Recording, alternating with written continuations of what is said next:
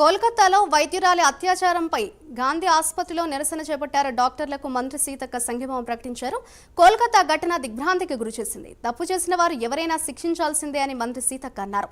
మహిళల భద్రత కోసం కఠినమైన చట్టాలను అమలు చేయడంతో పాటు ఇలాంటి ఘటనలు జరగకుండా దీర్ఘకాలిక ప్రణాళికలను రూపొందిస్తామని మంత్రి సీతక్క తెలిపారు.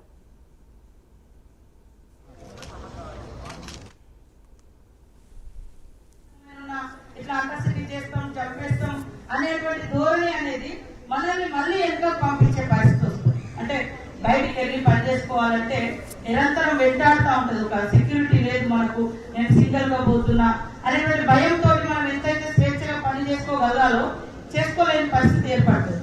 సో ఖచ్చితంగా మరి ఎక్కడటువంటి ప్రభుత్వం కూడా మమతా బెనర్జీ గారు నిన్న కొంత స్పందించినట్టుగా కూడా మా దృష్టికి వచ్చింది. తప్పకుండా మరి మా పార్టీ పరంగా కూడా దేశవ్యాప్తంగా మద్దతుగా పాల్గొంటా ఉన్నారు.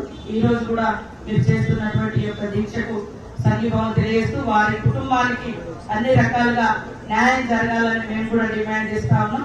అదే కాకుండా భద్రత అనేది చాలా ఇంపార్టెంట్ గా, ఎందుకంటే పని ప్రదేశాలలో భద్రత లేకుంటే ఎవరు కూడా మనసు పెట్టి పని చేయరు. ఎప్పుడూ భయంగా పని చేసుకునేటువంటి పరిస్థితి వస్తుంది. సో అట్లాంటిది రాకుండా ఖచ్చితంగా మేము కూడా రాబోయే కాలంలో ఇక్కడ కొన్ని సంఘటనలు జరిగినాయి, వాటి పట్ల కానీ జరగకుండా నివారణ కోసం కానీ అన్ని యాక్షన్ ప్లాన్స్ రెడీ చేస్తాను. రాబోయే కాలంలో మీ అందరి యొక్క సహాయ సహకారాలతో మహిళల్ని రక్షించుకోవడం, మహిళల్ని భద్రత కల్పించడం, మహిళలకు మరి గౌరవించడం, ఇదందరి మనందరి బాధ్యతగా, ఈ సొసైటీ బాధ్యతగా మనం ముందుకు